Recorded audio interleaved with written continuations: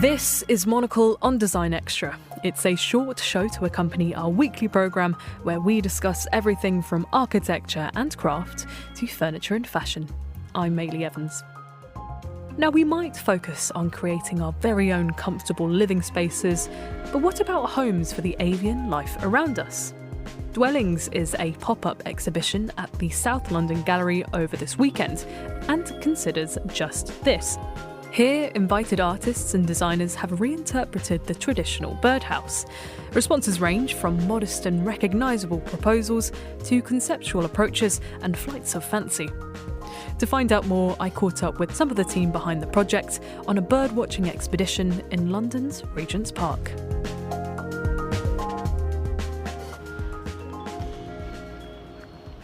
Grey heron stalking its prey, but usually it'll just sit and wait for up to 3 hours, waiting to see any movement, maybe rodents, snakes.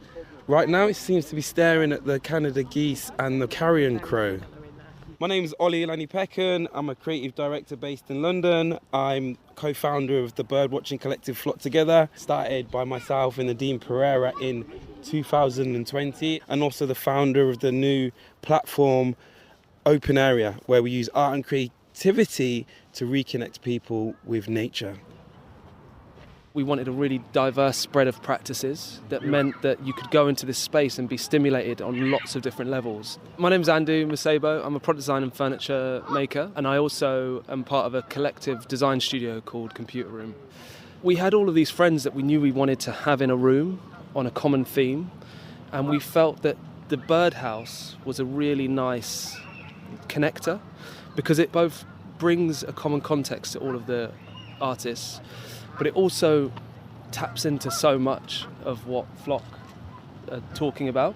It gives different entry points of quite simple, functional birdhouses to really deep conceptual dissections of what it means to build a house for a bird and why we've got to a point where we need to build houses for birds. It was really important that this was delivered as a group show because there's so many different access points for people into nature. All of the people that attend Flock Together, they all have different perspectives and different interests. What I'm about now as a creative is really exploring these different access points, because when you see nature through someone else's lens is an opportunity to give you confidence to be like, you know what, I am a nature guy. Because for so long we've boxed nature into this small space where you have to know this, you have to wear that, you have to go to these types of places. So yeah, the group show approach was really important to me, and Andu's executed that incredibly well. The kind of like seed of the idea was kind of set by Flock Together. Mm-hmm. The ways that people have run with that idea, incredible to see how people can take it in so many different ways that you could never expect it to go. There's such a vast range of approaches. Jesse Butterfield's work, where he's made kind of a metropolis of birdhouses that relate to a specific bird that co-nests, one of the only birds that lives in tandem with other birds. Someone like Benedict Brinks, who has done a really poetic, meaningful photo series that relate to quite a human connection to the idea of fleeting ideas of home.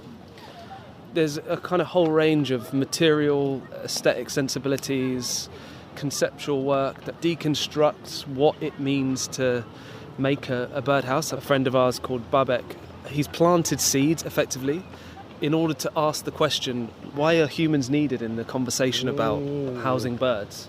So he's kind of made a provocative gesture towards the concept.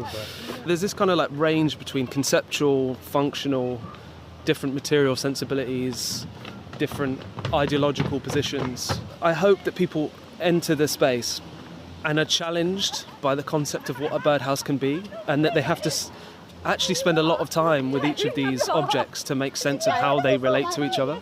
If that happens, then incredible. We've succeeded. You've got the herring gull next to it. London pigeon. Classic. It's actually a wood pigeon, which is a controversial bird, divisive bird. People call it the flying rats. We domesticated them and then we gave them up. So I do sympathise with their plight, but also I do find them quite disgusting. When I initially had a conversation with Ollie, I was excited to do exactly this, to walk around and hear some of his knowledge and be inspired, and then almost be naive in my position as a designer to find the midpoint between those two positions. There's studies that have gone into the best materials, but I think a lot of people in their traditional mind see it as that B&Q shed, that wooden structure. Do we unpack where that came from and how that became the go-to for the design approach? Creativity in its best sense is a really fine balance between like a naivety and knowledge. Sometimes if you have too much knowledge on a space, you can be stifled from like creative expression. If I was like super well read up on all of the requirements of birds and the stipulations by governments of what a birdhouse needs to be and all of the different regions that it might go to, it suddenly narrows what a birdhouse can be into this green plastic or wood container that has a hole this size and has a hook that size. That's, to me, not very interesting. This like naive approach, we are so fixed on not getting things wrong that it limits the space to explore and experiment. And surely when we talk about innovation, you can only innovate when you experiment. No one's expecting you to have all the answers, but what if you do unlock something, inspire someone to then go and do something that has that chain reaction? You can expand the borders of what's imagined. Sometimes we need to not have solutions that are just quite moderate practical steps towards a slightly better future, and we need to like suspend disbelief and be naive and just imagine, what if there was no gravity, we were on a different planet, birds were a different size. We didn't put any limitations on anyone. We intentionally wanted a really broad range of functional to conceptual, mind expanding notions of what this space can be.